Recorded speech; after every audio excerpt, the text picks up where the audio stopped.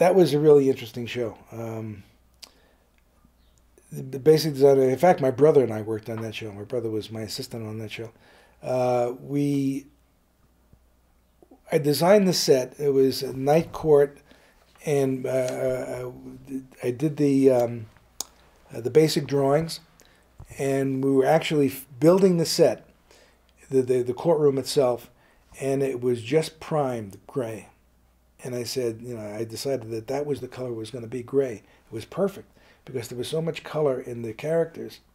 And I called Riney and I think Jimmy Burrows at that point directed that show, to bring them down to see the set in that condition.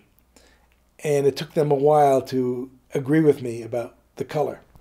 And I have a philosophy, a color philosophy is designing sets, that it should never overpower, actors.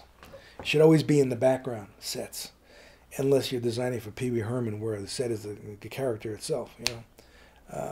So they agreed, and we agreed to put color into the woodwork, the judge's bench, and the audience section, and so there was wood color with the gray.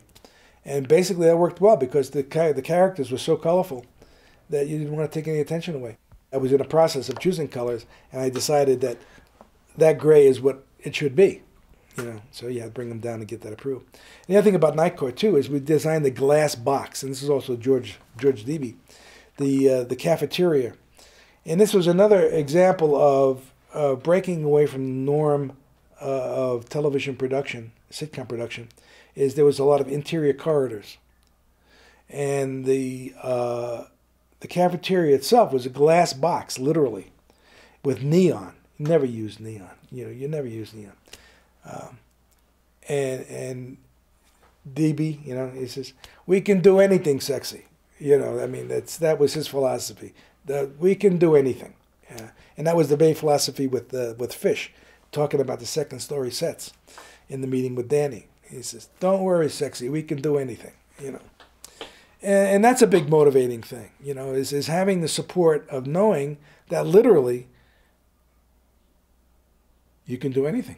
It's life experience, not that I've been in court that much, but it's what you do is you design for the action. You know what a courtroom looks like, what it should contain. Judge's bench, jury box, in audience section, viewing section. So you have basic ideas of what these things are, should be. What you always try to do is always, when designing a set, not only is it a visual representation of the script, what you want to do is add something that the director can do. So basically what you're doing when you design a sitcom set is you're directing it for the first time. Because you're putting the entrances and exits where you think they should go. So what you do is you figure all of that in the design process. And then what you do is you build a model, and then you go sell the idea to the director and the producer.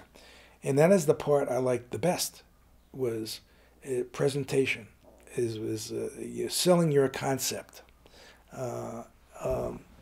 It was always great fun.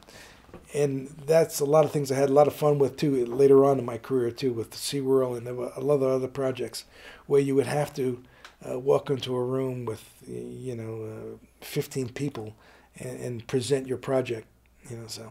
And that's what basically industrial design is. You're designing a product, and not only you have to design it, but you have to sell it,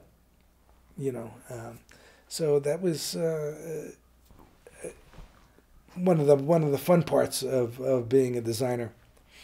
And I actually prefer the terms designer as opposed to production designer. A designer can do anything.